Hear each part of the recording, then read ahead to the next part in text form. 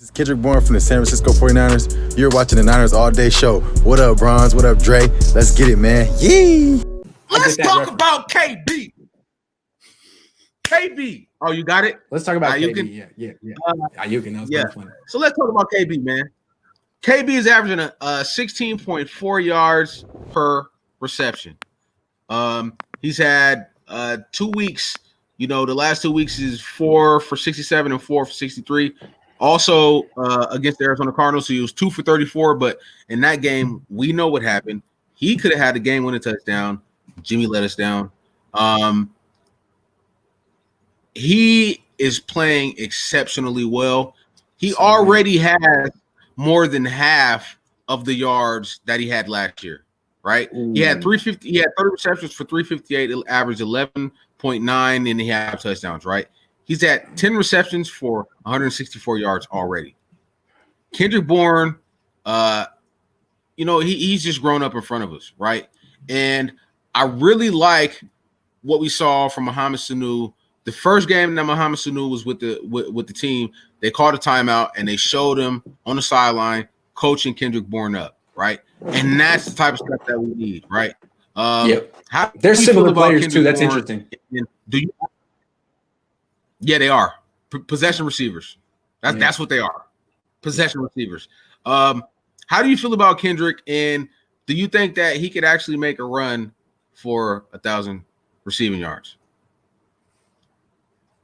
Hey, if Nick Mullins is the quarterback, absolutely.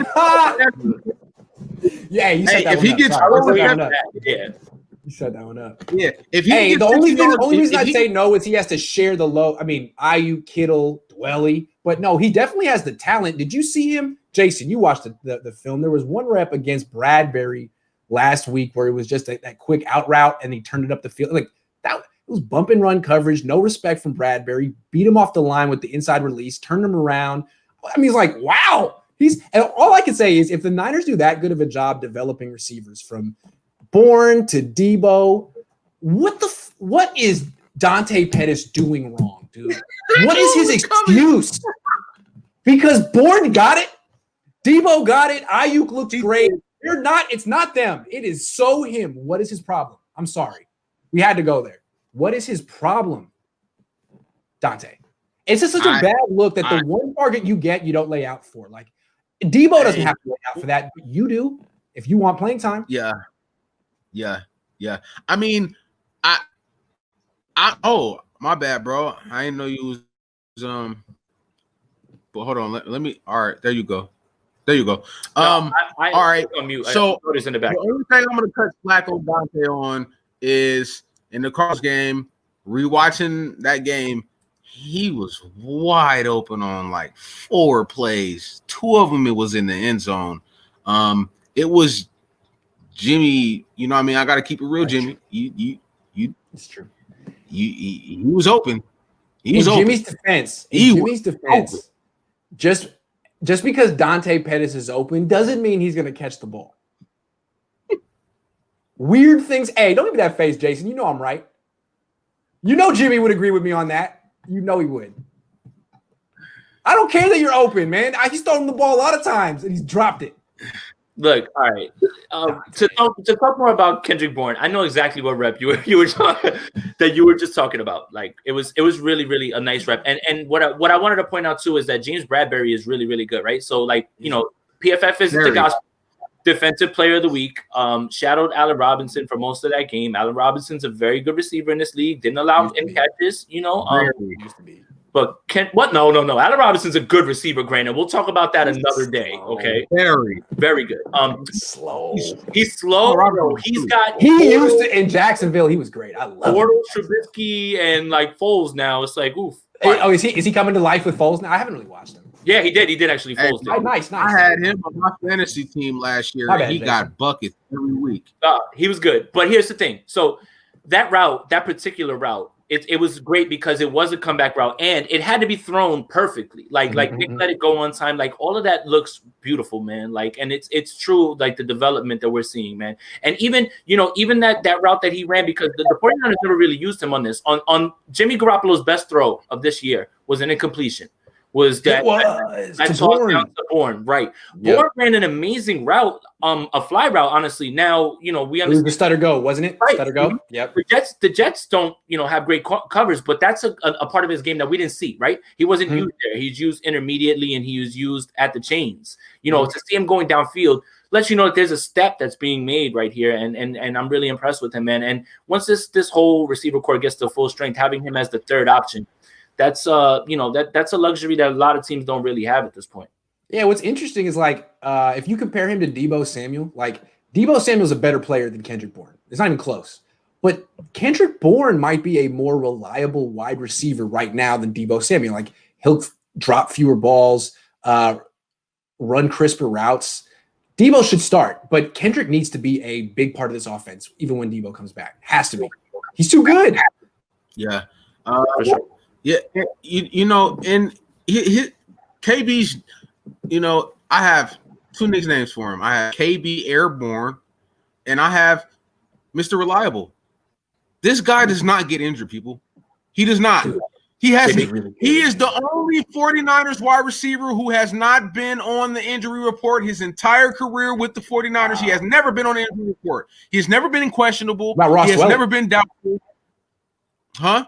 Hold on. Ross? I was going to say about Ross Dwelly. What I want to say about Bourne real quick is that he was the first of a trend. I don't know if he has, but he hasn't played as much as Bourne. But Bourne is the first of a trend of these undrafted guys the Niners have developed. Maybe Matt Breida was, but can we count them? I mean, there's got to be 10 of them. Bourne, Breida, Mostert kind of counts. Mullins, Dwelly, Mosley. Yeah. There's just so many. And there's no other team that does that. There's no other team in the NFL that does it as consistently. Oh, Hasty. Givens, Hasty, Jeff Wilson Jr., that's 10 right there. No other team is developed. Not even the Patriots. So that is why the Niners are now an elite organization, is their player development. It's not their drafting. Right. They have so many busts. I mean, they have Solomon Thomas, Reuben Foster. It's not necessarily their trades or their signings. It's their development. It's uncanny how good they are. Yeah.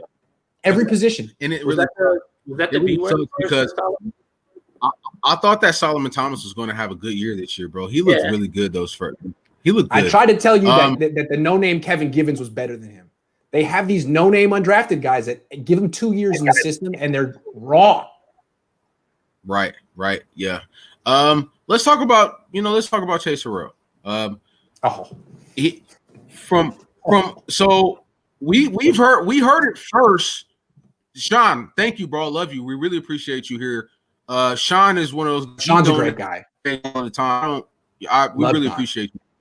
He's a great guy. If you ever need prayer, Sean is a man of the word. If you ever need prayers, any type of scripture, it's Sean uplifting words on Twitter. Trust me. Yeah, he's got you.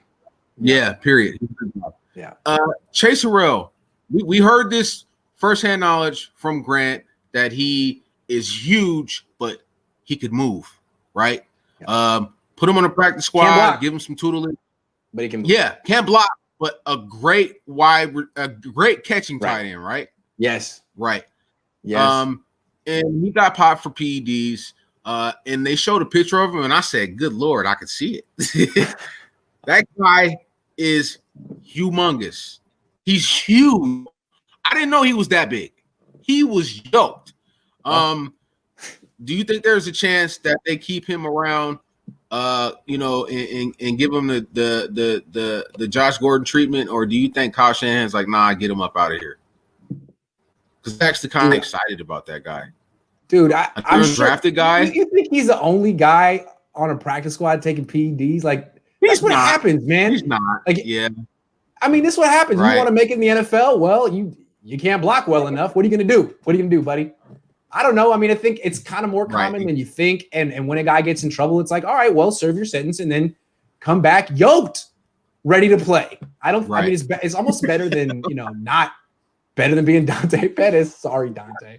Oh, Jason, it's better than not lifting weights is what I'm trying to say. It's not Dante's fault. He clearly lifts a lot of weights, all the weights. He lifts. All right, look. There's a specific play in this Giants game. Yeah. I thought of you.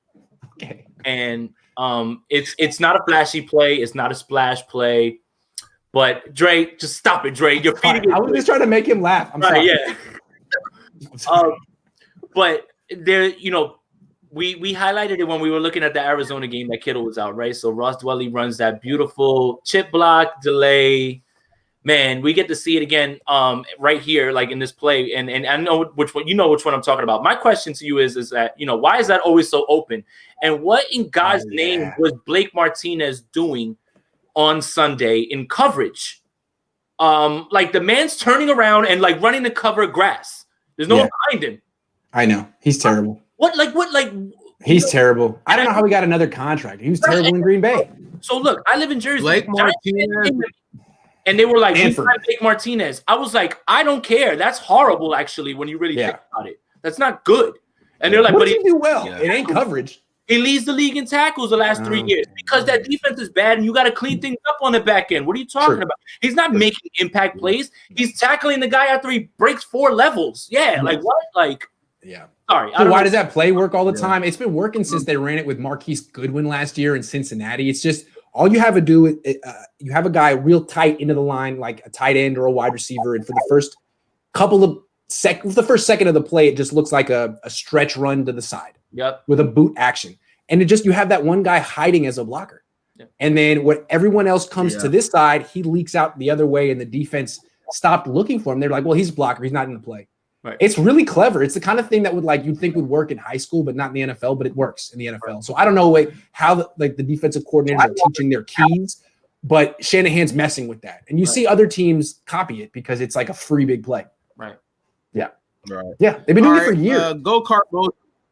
Go-Kart Mozart, I have to address you. So you said that Kendrick Bourne drops a lot of passes. Do you know how many passes he dropped last year, Go-Kart? 3. You know how many dropped last year? 9. Don't tell me about Kendrick Bourne drops passes. Kendrick Bourne's problem is he dropped a lot in the past. Yeah. Yeah, right. Now the pass that you're talking about with Bradbury, that was ass interference. Bradbury was on his back before he can react and really reach for the ball. We didn't get that call. We were smacking him anyways. But please, Go-Kart, I see you in here all the time. When you come for the boy, you got to make sure you come correct. That's all I'm saying. But again, one more time with Bourne. What I think is so cool about him is when people look at Nick Mullins and they're like, well, is he really good? Or they look at Ross Dwelley, they're like, is he really good? Look at Bourne.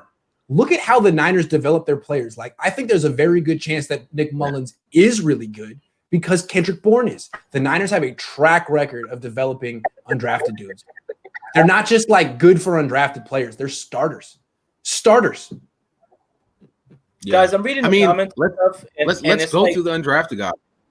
But it's like, hold on, real quick. I'm reading the comments and like, I don't think anybody's confusing. I got to get up real quick. I don't think anybody's confusing Kendrick Bourne as a true number 1 receiver. No. I think we just described him as quality number 3, borderline number 2. And what's wrong with that?